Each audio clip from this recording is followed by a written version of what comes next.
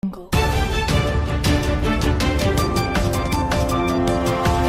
meeting could not be more appropriate. In difficult times, close coordination and cooperation with like-minded allies is more important than ever. And I should emphasize that in the Nordic family, we obviously feel as family, even though probably everybody was happy to have a couple of weeks off with the proper family. But our Canadian colleague, Anita Anand, who is here with us today, really is fitting the bill just exactly as everybody else. So thank you so much for being here today. Now, on the events yesterday, the meetings well, those meetings altogether are a true demonstration of the US, Europe, and Ukraine having a united determination and pursuit for peace. And indeed, now it is up to Putin to put words into action. Sadly, as the leaders last night, Finnish time, were working on advancing peace in Washington, Putin was busy bombing civilian targets in Ukraine. In the region of Poltava, especially in the form of cruise missiles, you would have drones like we have experienced, unfortunately, on a daily basis in Ukraine, but also ballistic missiles. Putin started this war, and Putin could end his war even today if he wanted to. This is why we will continue to increase pressure on Russia's war economy together with our partners and allies. The EU's 19th sanctions package is a key element in ramping up that pressure.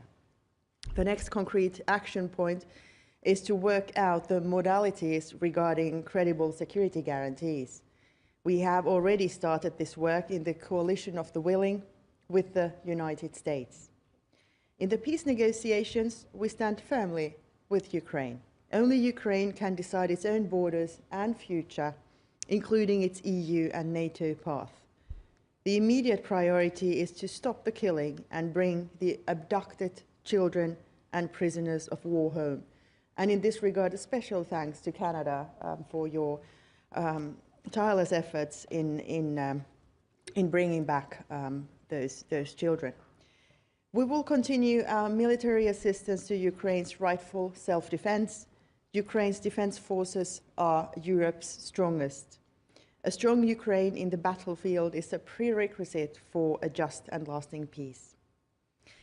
Today, we have also had fruitful discussions on other current topics, including the Arctic, the Middle East, and geoeconomics. With this, I'm happy to pass on the word to Anita, I guess, if Mikko doesn't have anything to add. Please. No, thank you, Minister Valtonen, and yes, that's correct. We will now hear a statement from Canada's Minister of Foreign Affairs, Anita Anand. Minister Anand, the floor is yours. Bonjour tout le monde, good afternoon. Yava Paiva. Yava Paiva, wow. Istavat, Ustavat. Dervezet Kahaikilda Canada Zilda. I want to thank you, Elina, Minister Valtonen, and our Finnish hosts for welcoming us, as well as for your current leadership of the N5 presidency. And to all of my foreign minister friends here from the N5, Norway, Sweden, Denmark, Finland, and Iceland, thank you so much for the conversation, the discussion, and I look forward to continued partnership. I'm here because of your invitation and because deepening our economic, security, and regional cooperation is a core pillar of Canada's Arctic foreign policy. 70% of Canada's coastline is Arctic facing. 40% of Canada's landmass is Arctic facing. And we will continue to work together with all of you to advance the strategic Arctic and transatlantic partnership that exists between our nations. I will be conveying this through meetings with my counterparts here, obviously, and with President Stubb later today. And I will just say, closer collaboration is the name of the game. in today's geostrategic environment, with pressing economic, military, and defense cooperation issues, our collaboration means so much. And in fact, this partnership is more than strategic.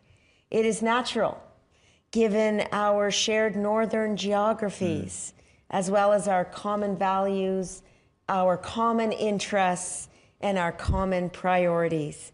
Canada, like the Nordic countries, is focused on results.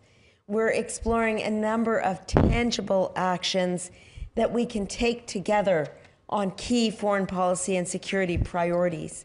And these priorities include Arctic and transatlantic security, Ukraine, NATO, and the rules-based international order.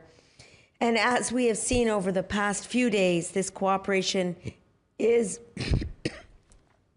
particularly relevant in light of developments over Russia's illegal war in Ukraine.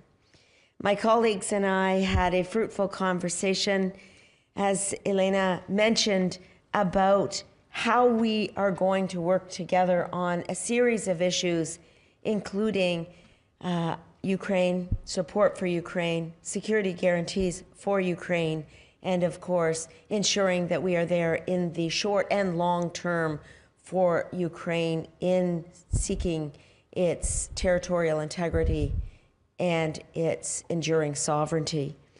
In an increasingly volatile world, in other words, Canada and the Nordic countries are strategic, stable partners.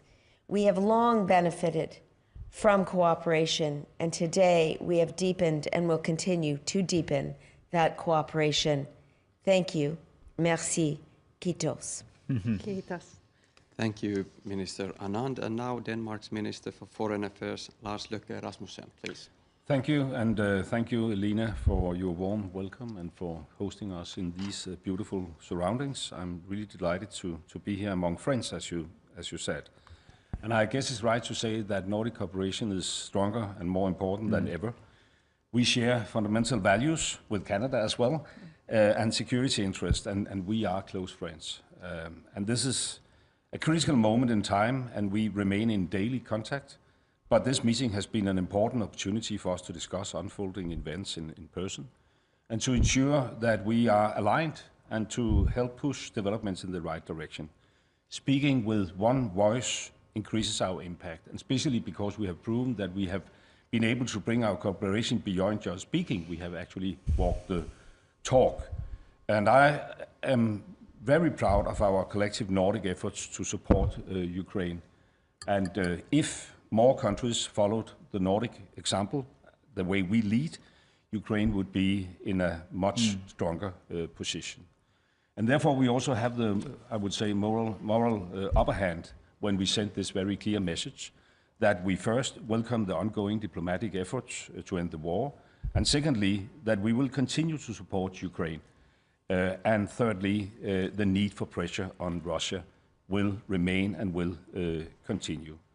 We stand ready to maintain our substantial military and financial support to Ukraine and impose further restrictive measures against Russia, and to support Ukraine's effort to achieve a just and lasting peace with credible security guarantees. And that is perhaps the most important takeaway from the meeting yesterday, that there will now be a transatlantic cooperation about defining the needed security guarantees. We will continue to project Nordic and European solidarity behind Ukraine.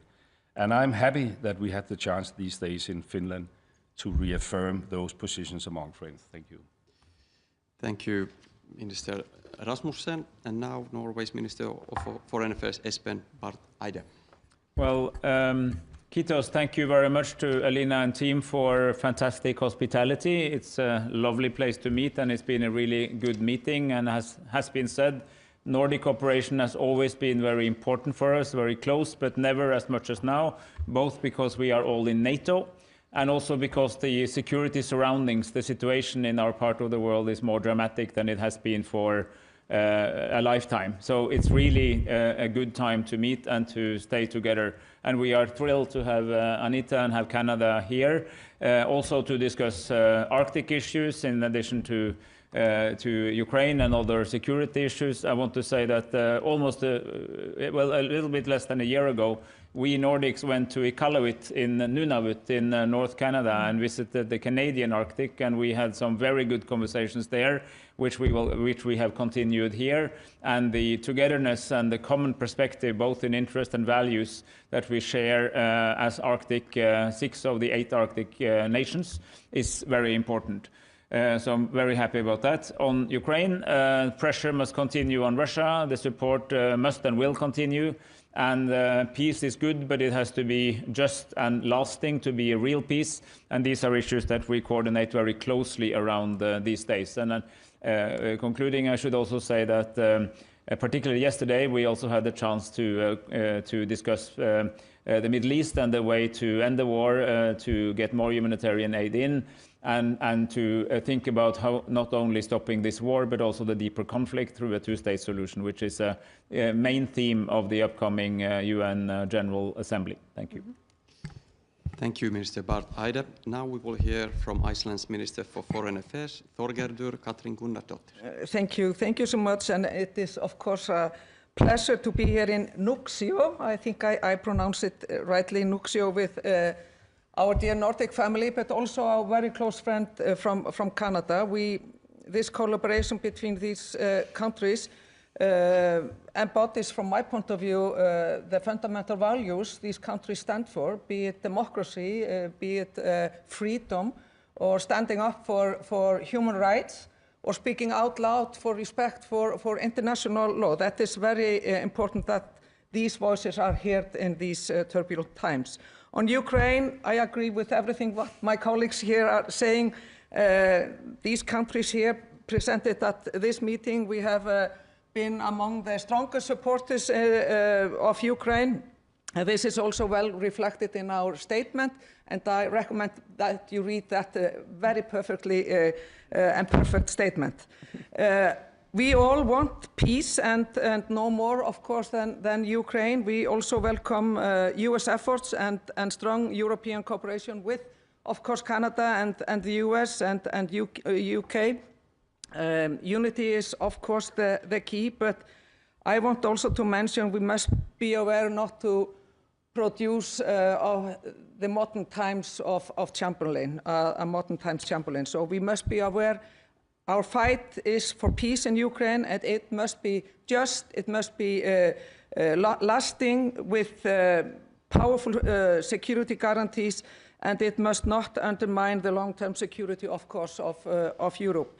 We discussed the Arctic, of course. It's extremely important. I underline everything what Espen said, and I think it's important that we discussed more strength on E7 behalves inside NATO, and that we are turning the focus on NATO a little bit more up to the Arctic and the North Atlantic.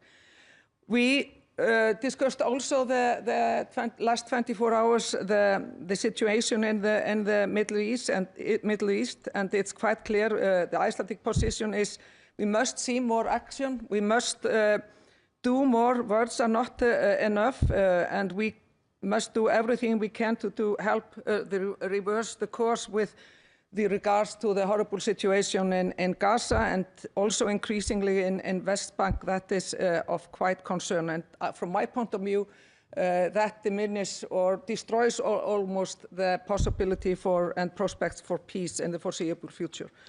So, like has been also mentioned, the two-state solution conference in New York in July. It was a momentous occasion, and the leaders meeting now in New York upcoming in September hopefully will bring us further forward, so towards the only solution from my point of view that can bring sustainable peace for both nations of Israel and Palestine.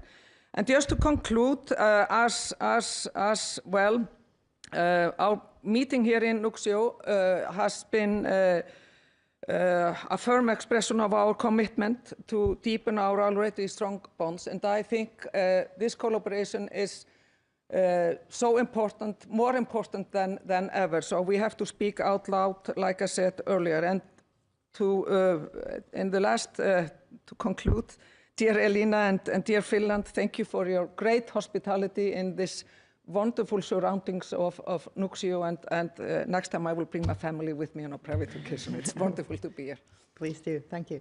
Thank you, Minister Gunnarsdottir. And now Sweden's Minister for Foreign Affairs, Maria Malmer Stenegard, please. Thank you so much, and thank you, dear Elina, for inviting us to beautiful Nuksio. It's really great to be back in Finland. It's great to be back with my dear Nordic and Canadian friends in a time of geopolitical instability. And I agree with everything that my friends have said. We are very much like-minded, so maybe what I could add is that the sauna yesterday was really great, and it was a very refreshing swim. But on a more serious note, we find ourselves standing at a crossroads where we need to choose between standing up for international law or go back to a world where might equals right. Our countries, together, we stand firm in protection of international law, and that is why we support Ukraine, and that is why we emphasize that borders cannot be moved with force. And I'm very happy about the statement that was very strong. And that is why in Gaza we put pressure on both Hamas and on Israel to stop the suffering of civilians. And that is why we also stand up for a rules-based trade system. This family is more important than ever.